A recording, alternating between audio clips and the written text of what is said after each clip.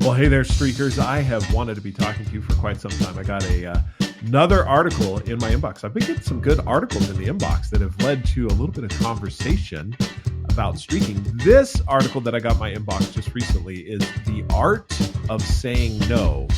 And I've got some thoughts on this that may be a little bit different than what you've thought about in the past. So with that, let's start streaking. What is streaking and why should you do it? Streaking is how you set up personal winning streaks. Look at who you want to be and what you need to do to become that person. This is streaking. I'm Jeff. And I'm Jamie. And we are streakers. Through 30 years of marriage and 7 children, we have learned the power of consecutive consistency or streaking. To start streaking is simple. You just follow these 3 laws. Make it laughably simple, keep a record, and join the streaking community. Streaking is your hidden superpower. With it, you will consistently progress and grow in whatever area of life you want. In this podcast, Jeff and I will share all the fun, exciting, serious, solemn, wonderful parts of family, spiritual, professional, and personal life, and how streaking powers it all. So join us in the conversation, join the movement, and start streaking today. In my email inbox, I've signed up for, any number of newsletters that come in. Many of them I delete because they don't capture my interest or they're not that interesting. Others I hold on to and refer back to a little bit. And then there's some that make it to the podcast, that make it to talking with you about what it is that interested me here and how streaking applies to it. This one, The Art of Saying No, caught my interest. And this name, the name of this, the name of this individual that sends it to me is Noi Ha Nguyen. And I think that is the correct way to pronounce it. I think it's a Vietnamese name, and so I apologize for not saying it correctly. But as I looked at and read through this article, there were several different thoughts firing in regards to the art of saying no and what streaking is all about. So let's dive into this as far as the art of saying no from. This is, again, Noi Ha Nguyen, and this is November, and he emphasizes the N-O-Vember, making your nose month. So he says this: I've been thinking a lot about my friend Leanne Davies' beautiful initiative on November, saying no to unimportant things to save time, energy, and efforts to do something else that truly matters to us and our loved ones. So here's what I said no to last month. And then he goes through a list. I just want to pause on that first paragraph there. One of the difficulties in life, and I'm telling you across the board in life, is for whatever reason saying no. It may be because you don't want to hurt someone's feelings or you feel particularly obligated to them. The law of reciprocity kicks in and they've done stuff for you, so you don't want to say no to them. Some of your personal things that you're looking at that you don't want to say no to. All of these, as you look at it, have an impact on whether or not we say no. And I have found that for me, saying no is not the way to say no. I know this sounds crazy, and it is something that I've thought quite a bit about. But saying no is actually the wrong thing to do. Now, I don't mean that saying no, I mean, we should say no, but how you say no is important. Now, I'm going to read through a couple of the things on his list that he said no to, and then I'm going to give a little bit of commentary on what it is that you can do to say no without saying no. And in fact, it's a better way to say no.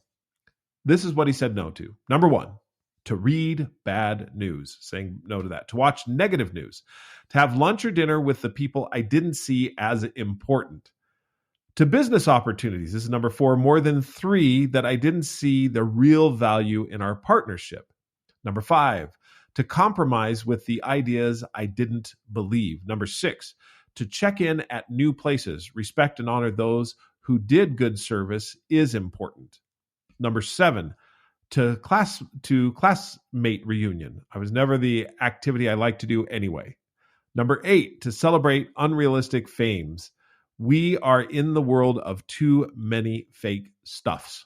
Number 9, to check on others to see how they were doing. I can always do that in the other 11 months of the year. Number 10, to challenge my limits. I felt good to put your mind and soul at rest sometimes. We are not machines. Number 11, to tell people positive things to inspire them to be the best version of themselves. They are not machines too. So he said no to this. Isn't that an interesting one? Number 12, to challenge people's thoughts and assumptions. We all must go through life with our own ways of learning and experiences. Number 13, to tell our children to follow rules. Rules are good, but it is good to ask why. Number 14, to attend big events. Small groups and one-on-one gives better feelings. Number 15, to read new books. It was time to reread the ones we have. Number 16, to talk to those who didn't pay attention to listening. Anyway, it goes on and on and on, down through 30 that he went to as far as the things that he's saying no. A couple of things that stood out right away. In one of these, he talks about the value of a particular thing that he said no to, the compromise ideas. Let's see, where was it? It was bad news, negative news, dinner that I didn't see as important, business opportunities. That was it. Number 4, the business opportunities, more than 3, that I didn't see the real value in our partnerships. I want to talk about value. As you've gone through your life, you have put things into your life that you find valuable. Now, in saying that word valuable, you may look at it and think, well, not really. I mean, I don't think everything is valuable. And the reason why is because that word value has a lot of weight. However, I'd ask you to consider and to think that when you put anything on your schedule at all in any one of your days, you find value in that thing. It may be value as a distraction because you need it. It may be value in a relationship because you want to keep that alive.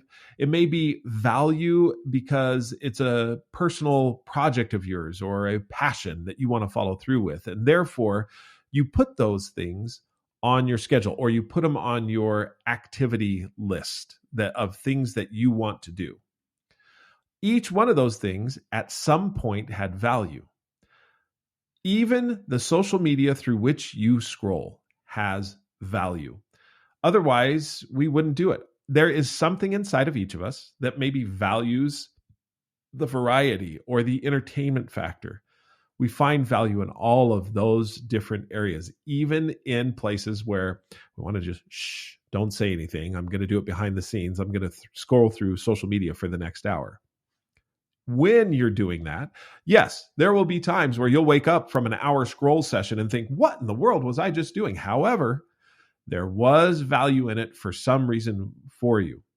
Now, when you're saying no, the reason why it's difficult is because there is something of value in each one of those things that are being asked of you or that you've chosen to do. And by saying no, you're saying that's not valuable to me. That is, and if it's to a person who you care about and you're saying no to them, you're looking at that saying, oh my goodness, this person is definitely valuable to me. Valuable to me. I have to say yes. So rather than saying no, and I'm not using this as a way to get out of saying no. Don't hear that at all. What you do instead is you deliberately and intentionally say yes to the high value things in your life for that day. When you say yes to the high value things, then the lower value things, out of basically displacement, the theory of displacement, are displaced and they get put out of your schedule, no matter what, because you are now putting the high value things in your schedule or in your life. And no matter what, everything that you do consumes time. It may be a little bit of time, it may be a lot of time, but that is one of the prices you pay to do something. For example, I value doing this podcast. It is something that's valuable to me. It allows me to talk with you, and it also helps me to solidify my thoughts on streaking and to share with you some of the insights that I've gained. I've been at this for 8.5 years, streaking, that is. The podcast, not as long. It's been 3 years on the Streaking podcast. I find value in this. It's something that fills my bucket, that I have a passion about. And because I find value in it, I put it in as a streak to record at least one podcast every day. Now, that necessarily moves other things off of my list. There's things that fall off my list that at one time I did find valuable, but now it's being displaced by something that is more valuable. When you set your streaks, you're first looking at who it is you want to be. What is it that you want to accomplish in life? What are your aspirational objectives? And once you've established what are your aspirational objectives, then you put in place the daily, monthly, or weekly streaks that are going to get you there. When you have those streaks in place, on a daily basis, you're saying yes to everything that is of high value to you. And things that are of lower value, you either don't get time for, or they're very little time that is spent on them. And let me explain what I mean by that. Okay. So my kids, they got me a Switch for my birthday. Now, if you've ever played the Nintendo Switch, I see it all the time. My boys play it all the time. My girls play it. Everyone loves the Switch. And I thought, you know what? I want to be a part of the crew here. And so I asked for my birthday for a Nintendo Switch. The Switch is, now why did I ask for it, and why is it something on my list now? I don't have a streak around playing the Switch at least one time every day. And you may be laughing at that. You may be like, right, like you need a streak on that. For me, the reason why I wanted the Switch is it allowed me to connect with my children in a way that they were all connecting with each other. And I thought, I want to be a part of this group. And there is value. One of my streaks is to connect with at least one of my children every day. So there was value in this for me. However, it wasn't something valuable enough that I put a streak around. When I've completed my streaks for the day, when I've completed all the high value activities that I've found, there's days where I can play the Switch. And the game that I'm playing right now is Zelda, Tears of the Kingdom. And I get help from my boys every once in a while on what I should do and what adventure I'm in at the current place and time, and how I should have Link, who's the character that you play in the Switch. I'm sure you're learning more about Nintendo Switch that you didn't ever want to know, but this illustrates the point. I connect with my children in that way. Now that is a connection point. That's valuable to me. The Switch itself, not as valuable. However, I will at the end of the day, when I have, say, 10 or 20 minutes before I go to bed, or sometime in the middle of the afternoon, I have 5 or 10 minutes, and I'm like, you know what? I'm going to play the Switch. Now, I don't plan the actual time to play it. I just get on it and play it for a few minutes or for whatever time it consumes. And then I go back to the other things that I'm finding more valuable, or things that I'm finding more valuable. The reason I bring all of this up is there are some days where the most valuable things that I do displace some of the non-valuable things or less valuable things that I do. So, for example, I don't have as much time scrolling on social media. One of the things I like to scroll in is shorts. I look at YouTube shorts and I scroll in those. However, if all the valuable things that I'm doing consume the time of that day, then I don't get to those less valuable things. And basically, what have I done? I've said no. I've said no by saying yes to those things which are so much more important to me. As we get back to Neuha's list, now instead of saying no to any of these things, I actually say yes. And in saying yes to the highly valuable things, the things that are not unimportant, I don't want to say it in that way, because at some point they will be important. But I say no to the things that are less valuable.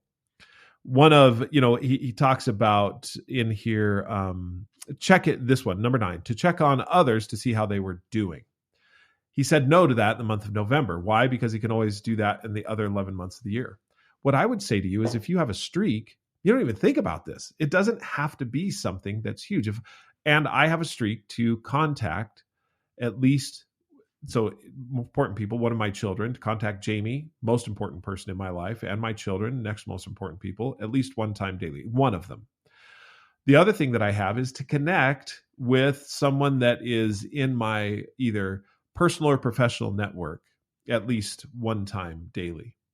So I'm building that all the time, and I don't need to worry about saying no because I've already identified it as one of the most valuable things that I have, and I'm putting it on my list of streaks. I'm have it as a streak so that I never miss that valuable thing.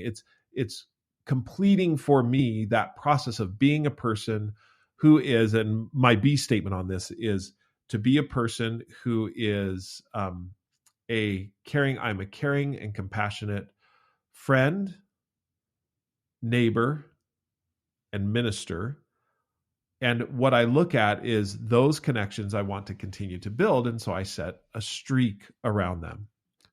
Is this making sense?